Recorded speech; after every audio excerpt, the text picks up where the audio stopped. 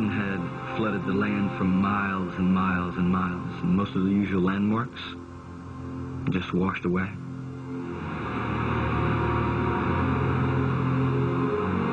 The Leeville Bridge, the only thing that connects the port to the rest of Louisiana, gone. But then the worst news came when I got back to dry land. The loop pipeline that carries 1 million barrels of oil into America a day had been severed. Done. When John finally reported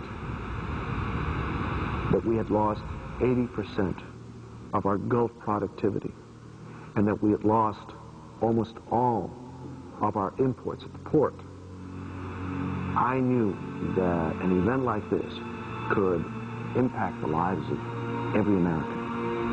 And I was concerned our economy would simply fall apart.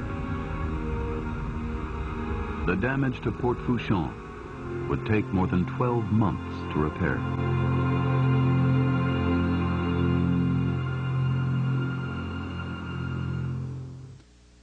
And in addition to that, let me just tell you, I have some additional information concerning the High Altitude Auroral Research Project, which is HAARP.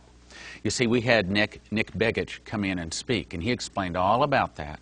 However, we also had another speaker by the name of Bill Sneblin come in, and he made a DVD called The Russians' Secret Plans to Defeat America.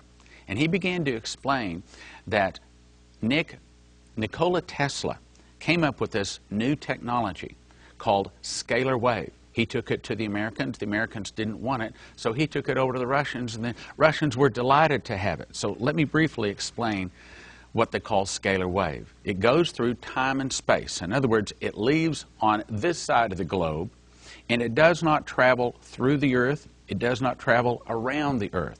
It leaves this point on the globe, and then, with no way of tracking it, appears on another place in the globe, and they have no way of knowing where it's going to hit or that it's about to hit, except birds disappear.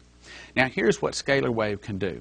It can cause large portions of the atmosphere to get very cold or very hot. Well, now, what can they do with that? Well, they can cause huge snowstorms. Now, this is military implications. They can destroy a nation by stopping a military, by causing a giant, and of course we've seen very large northern storms come in and just blanket a city, dump 2, 3, 4, 5, 6 feet of snow in an area. They can also cause large portions of the atmosphere to get super hot. Well, what does that do? With that, you can cause a tornado or you can cause a hurricane. Literally, there have been hurricanes or tornadoes formed in areas where they have never been before.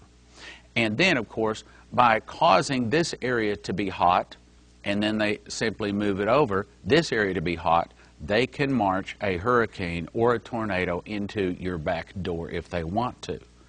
Now, I recall just talking to you just this past week. You live in the desert Southwest. We won't mention exactly the area.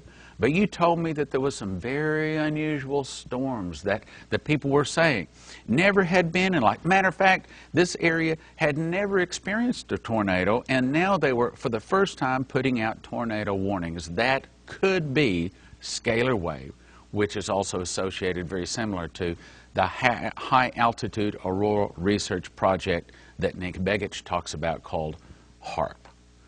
Yes, they can do these kind of things.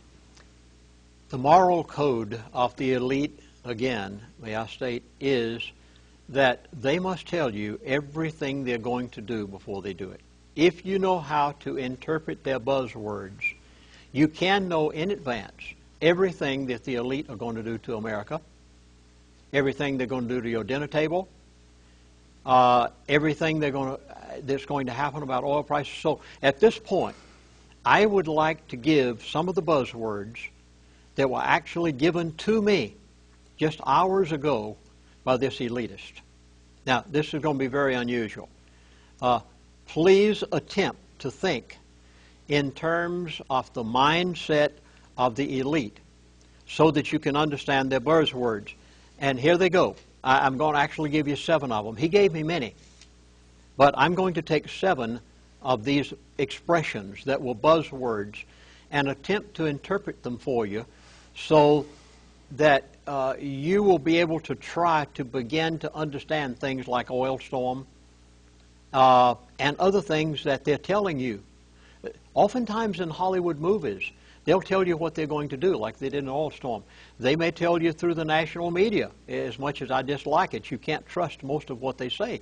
But every now and then they tell you what they're going to do. So let me give you a few of their buzzwords. Here goes. Number 1, oil is priced in dollars. Now, understand that I was talking with this elitist on the phone, and we'd been talking for quite some time, maybe 30, 45 minutes.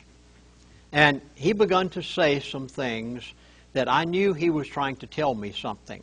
87 years of age, remember, I had been his chaplain on the pipeline, and all of a sudden, he begins to tell me some things by way of what I sensed were buzzwords. And the first one he said, oil is priced in dollars. Now, to many people, if they heard that over the media, they probably wouldn't give it a second thought.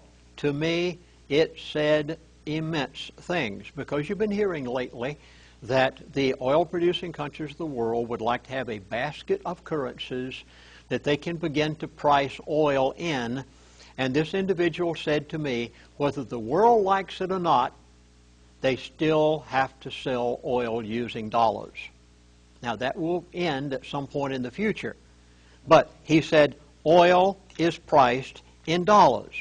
Well, I took the other things he had said in the course of this conversation, such as the dollar will lose 30 to 50% of its purchasing power or its value. It will depreciate that much in the next 12 months' time, and other things he had said, and put it together with this to interpret his buzzword as follows.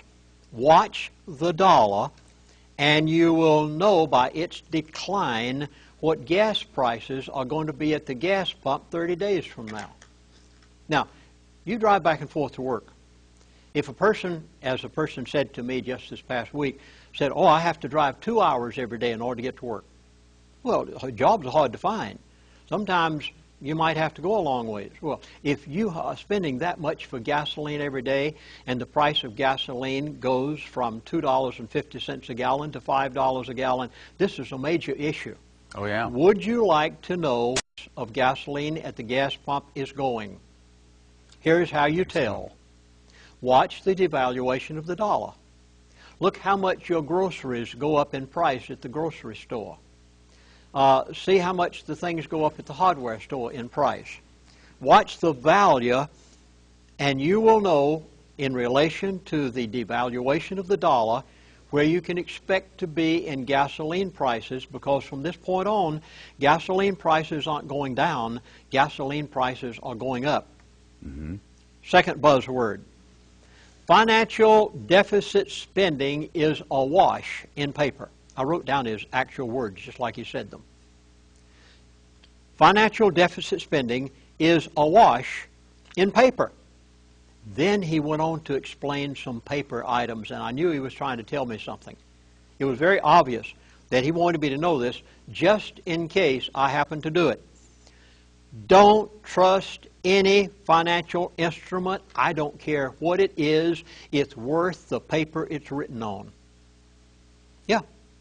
He went on to mention a few things. T-bills. Don't trust them. Oh, I know. For as long as anyone on the earth has traded crude oil, the nations of the world have used the American dollar as the standard currency or the reserve currency of the world. That's is the proper word of using. That's right. And they have bought T-bills because they knew that every other currency, no matter what it might be, might fluctuate drastically, but the American dollar would maintain its purchasing value. And so they bought T-bills, and the world holds them today. Don't trust them.